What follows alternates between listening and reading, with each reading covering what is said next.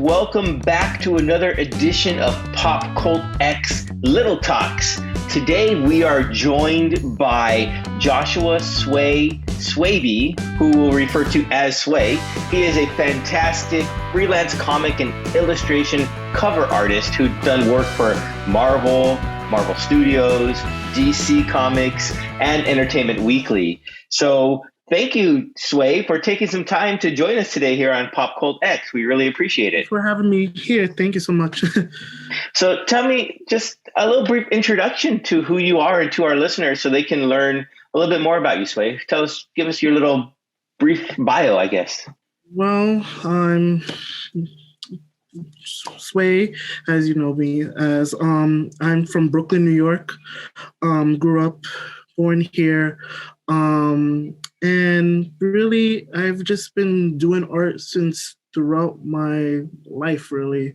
From elementary to like college, I've been, art was such a goal and a pursuit to do as a career-wise. So it was something for me that I've always wanted to do and always wanted to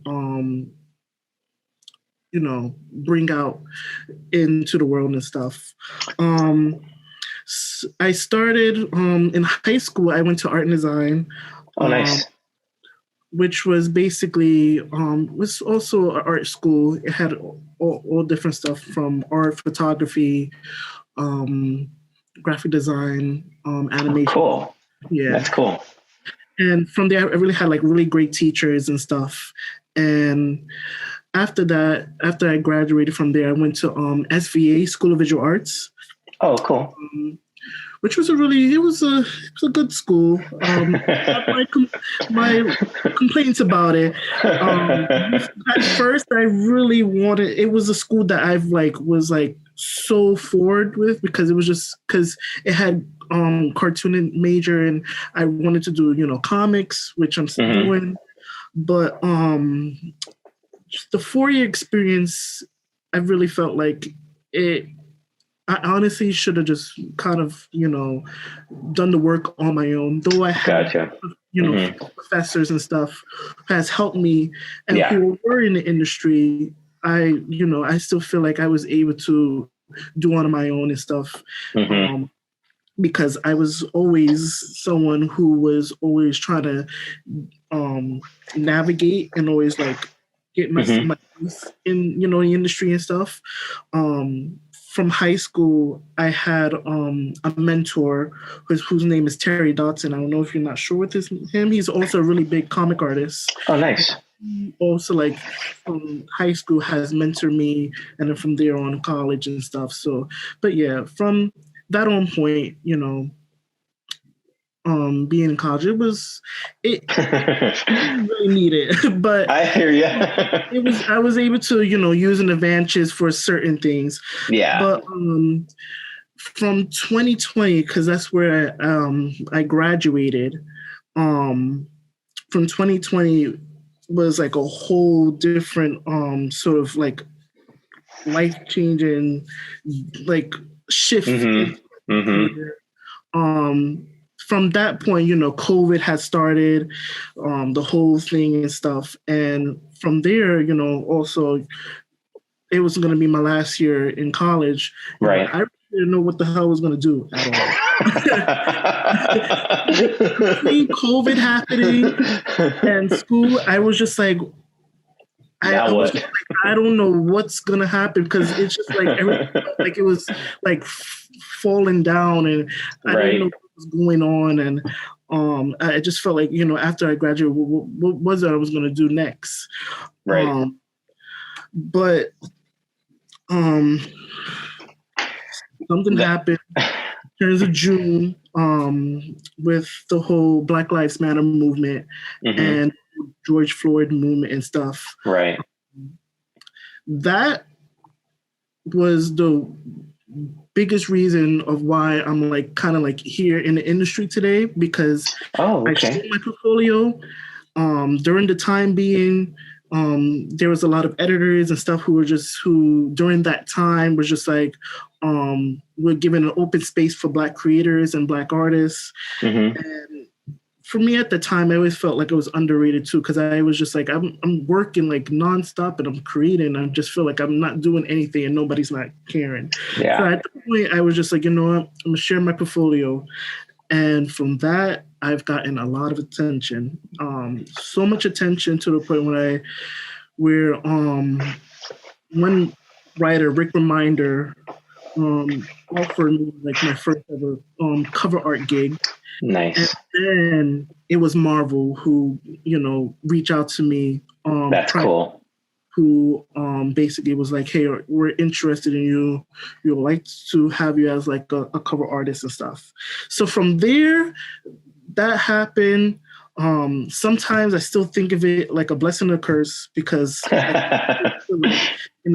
the situation that happened, I really wish it had never happened to me. But at the same time, just like, well, I'm in it now, so I'm kind of glad that I shared my portfolio.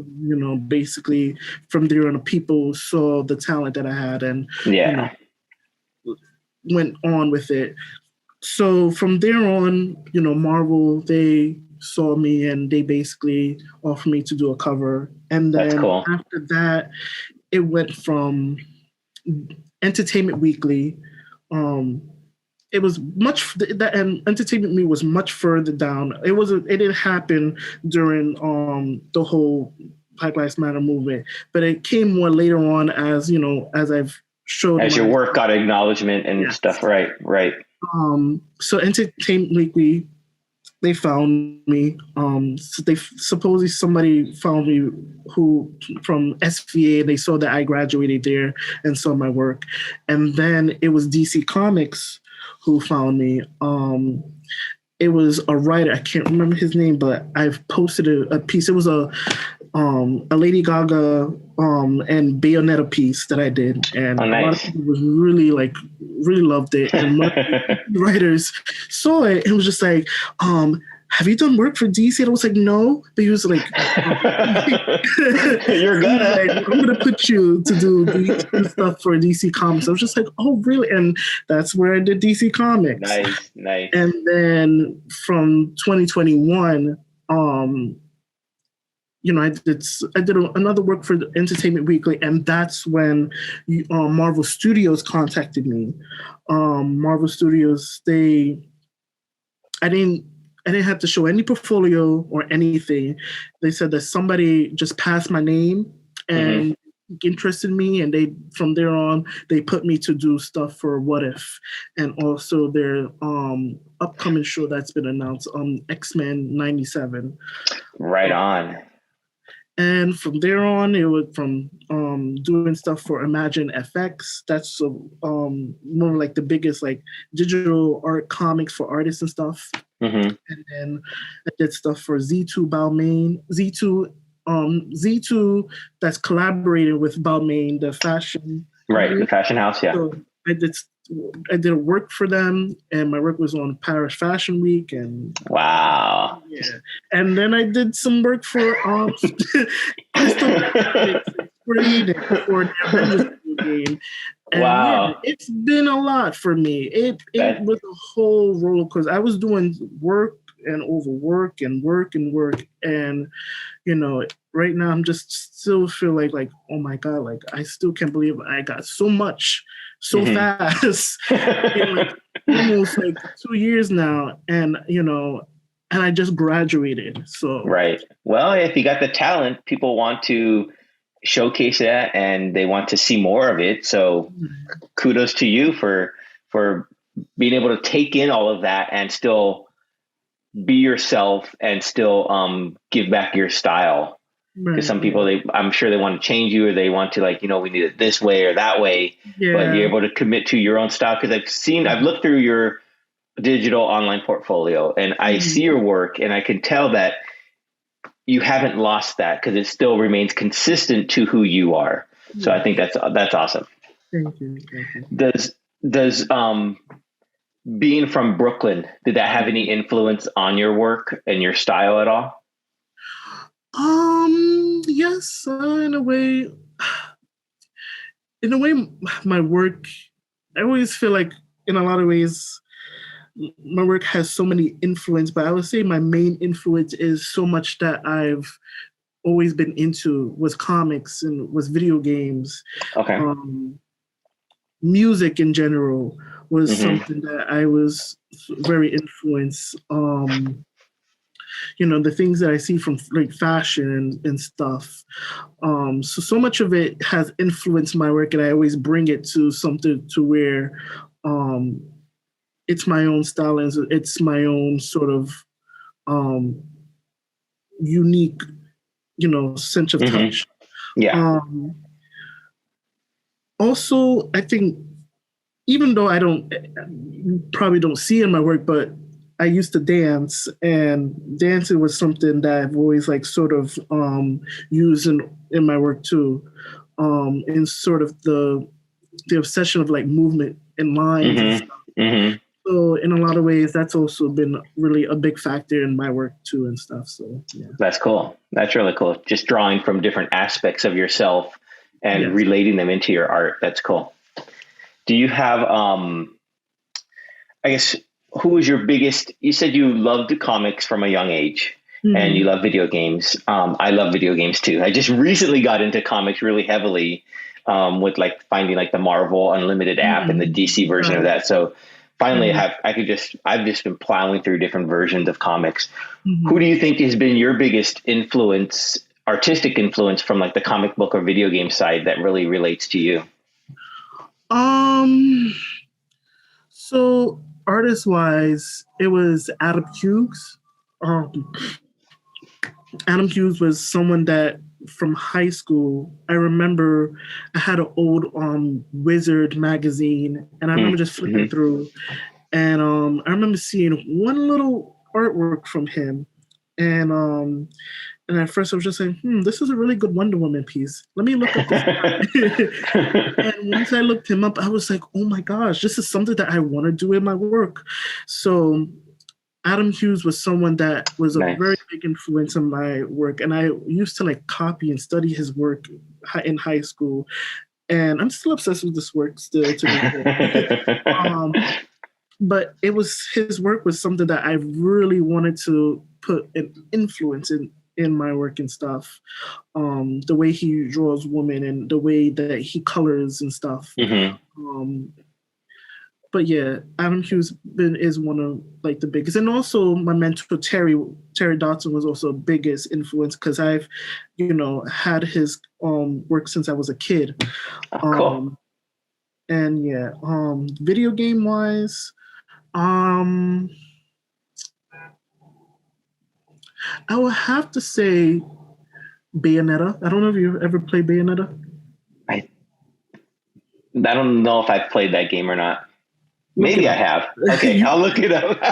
you're gonna or even so, just play it. You're gonna be like, "What the hell is happening?" At the same time, you're gonna be like, "Oh my god, this is such a good game!" Right. And that was one of those video games that really influenced like a lot of my work and a lot of the sense of confidence and sexuality and the sense of power in a way. So that video game has really influenced like the sort of work that I have and stuff. So yeah. That's cool. Well, with video games, you said you did some work for Crystal Dynamics and you also did the animation for What If. Do you find there a big difference between drawing a cover art for a comic book and doing animation? Is that something that's easily you can go back and forth between, or is it like left and right brain? What I did during Marvel Studios, they wanted me to do like crowds. Like it was basically a crowd of people, and what they wanted me to do was, because they had a specific style that they had for the show, that I had to sort of borrow that and use that in the work. And it was very hard because it was just like I had to sort of change my style in a way, and I had to which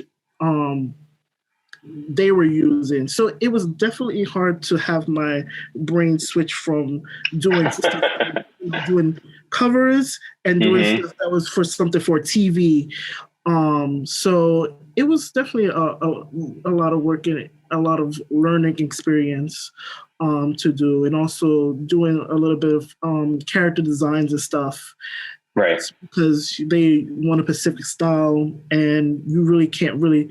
Although you can showcase your work, it's more like it has to be this. It can't be the other way around. So right. And if people are watching and want to go see the What If episode, I think it's the Star-Lord What If episode, correct? Yeah. Yes. That was probably one of my favorite episodes too. So. Yeah, it's a very good episode. Very good. So how do you think art, or how important do you think like art is today, even comic book art in society?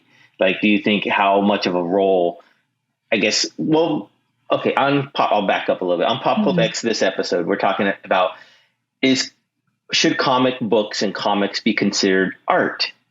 And so I think it should be, of course, because it is. It really, really is. I mean, do you think, with that in mind, do you think that comic books and art should play a role, or how much of a role do they play right now in the society in general? Very much, it's a very big role. If you look at how Marvel uses stuff, so much goes back to the comics, and so much goes back to how much the artists and also the writers itself, create these worlds and create these characters for, the stories for it to be put in the big screen. So in a lot of ways, it's a very big deal.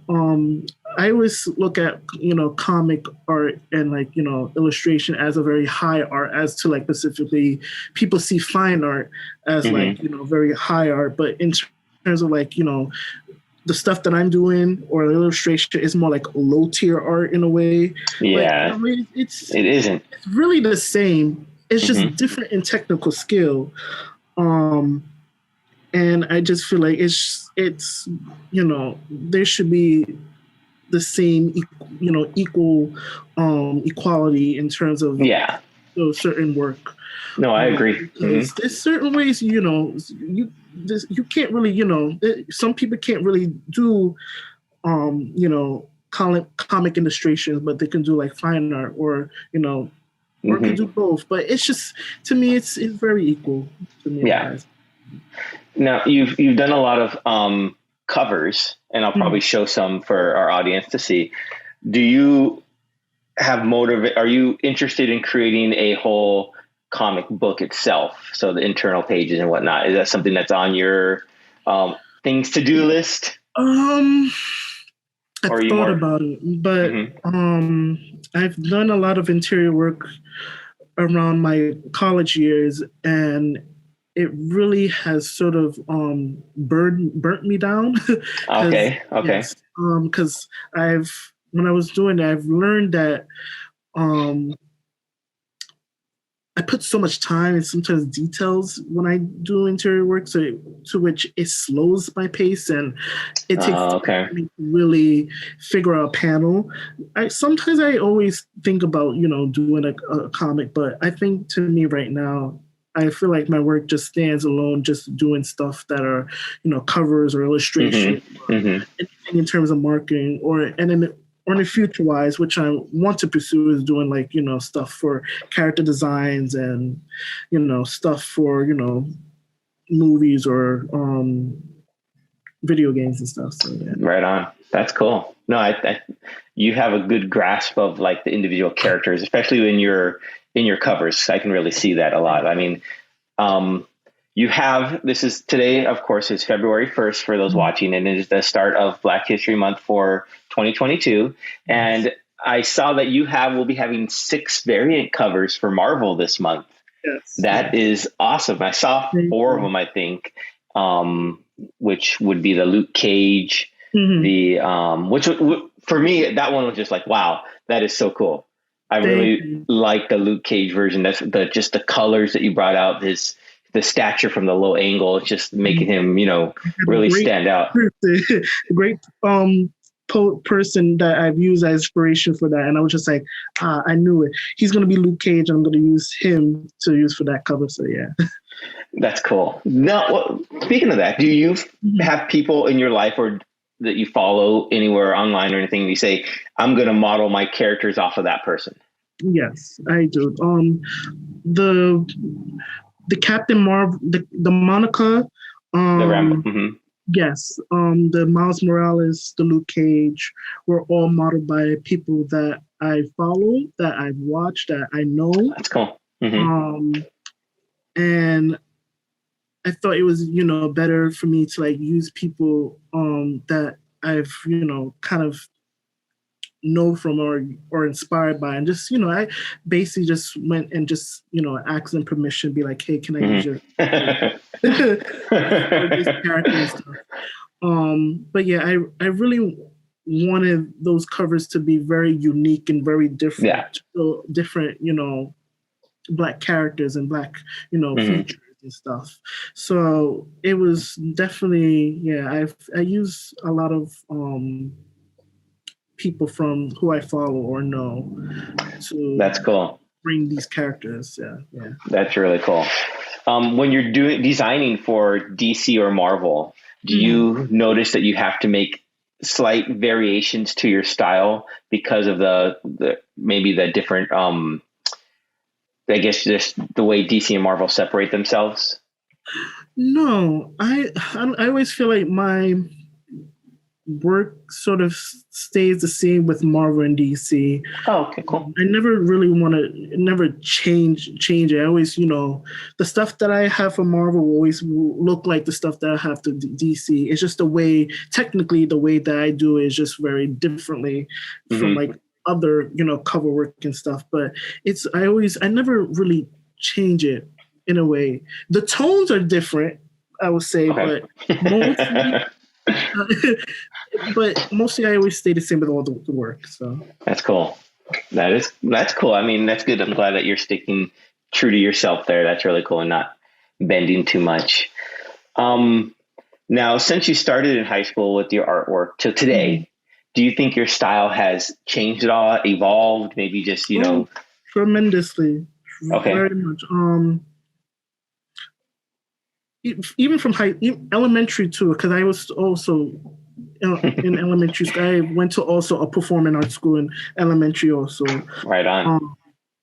And I had a sketchbook throughout my life, and I was always drawing. If anyone knew me, I always had a sketchbook in hand. It was basically my little diary, and that's it was cool. Something that I needed when I'm like, either feeling, sad and stuff. I was always drawing. I was always drawing in the train and stuff. But my work has tremendously, sort of changed. I was very determined. I've always, pushed myself to, be able to do things that I wasn't able to do.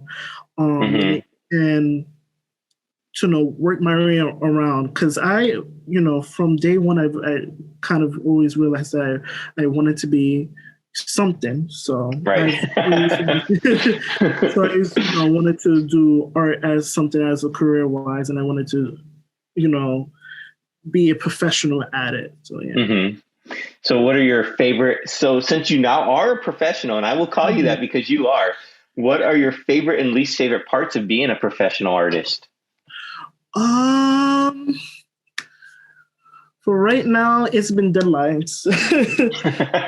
It's been killing me. Sometimes I just be like, oh my gosh, I have to. And usually, sometimes I always, email the editors and be like, hey, I might need some time for certain things. But yeah, mostly it's deadlines. I hear you. I hear you. A pro, I don't know what to. A pro being a professional, I don't know. Well, I guess you get to do what you love for a living, right? True. That's true. That's very. I still feel like even though me hearing myself, people say I'm a professional artist, I'm like, oh wow, yeah. And sometimes, just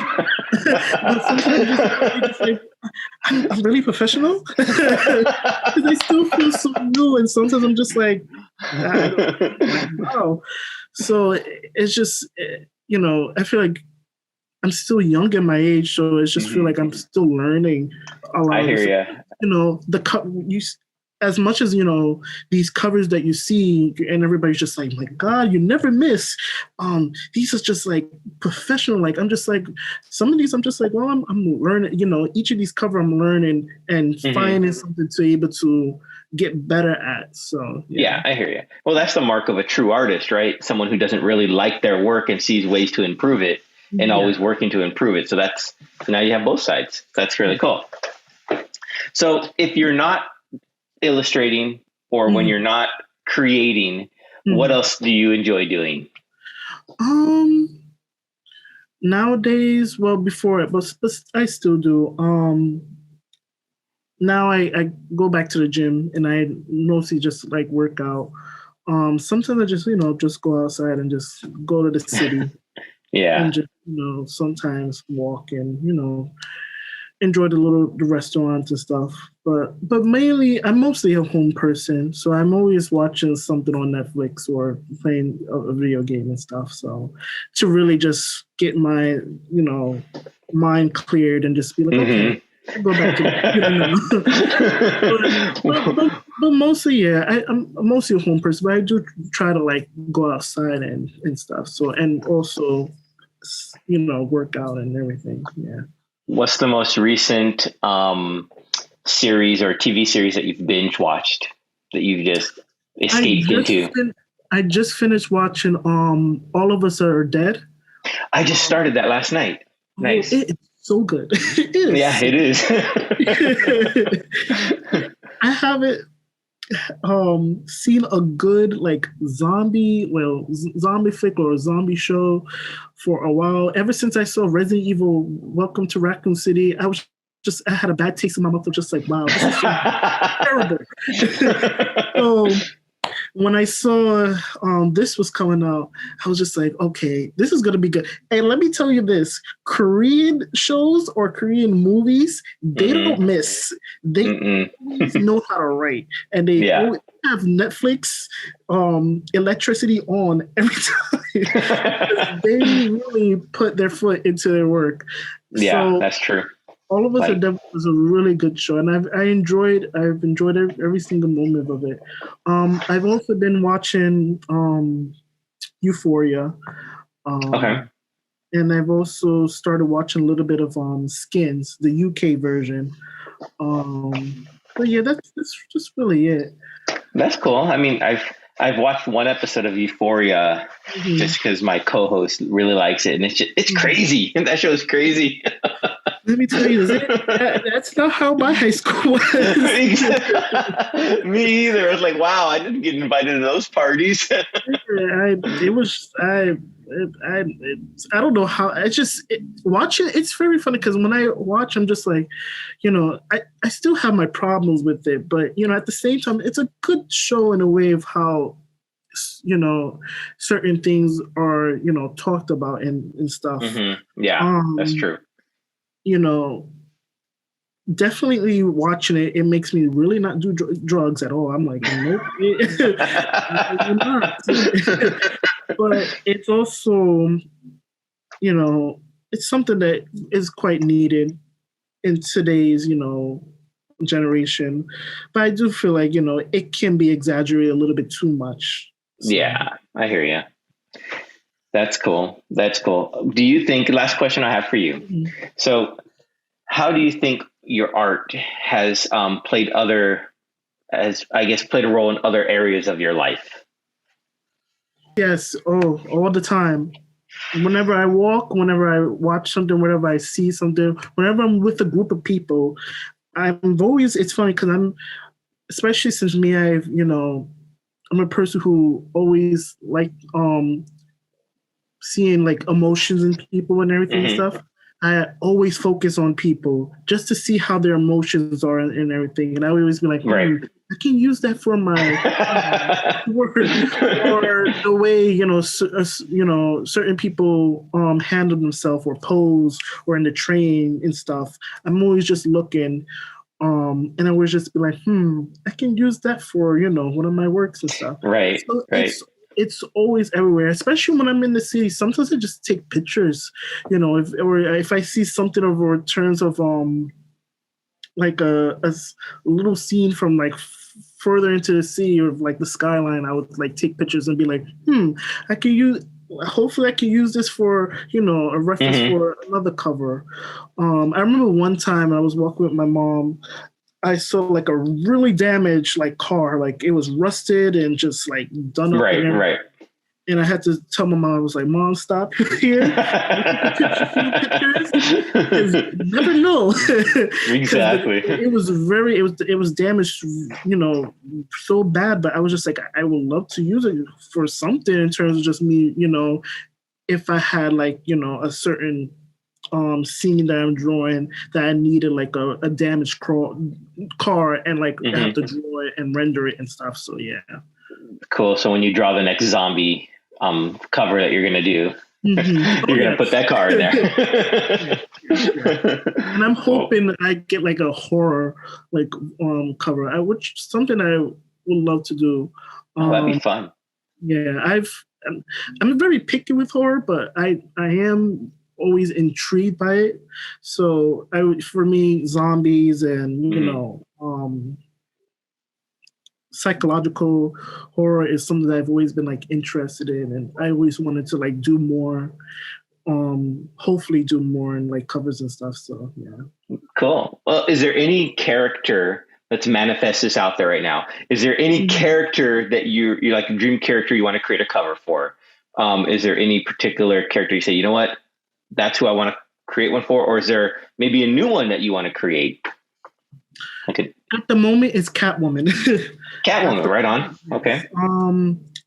As a kid, I used to draw Catwoman a lot, and I was a very big fan of Catwoman. I used to have her comics and everything, and so Catwoman would be like probably like one of those covers where I'm just like, wow, as a kid I used to like draw her all the time, and now I could finally be able to draw her. Publishing, company. So that would be awesome. I hope I get to do a Catwoman cover. So yeah.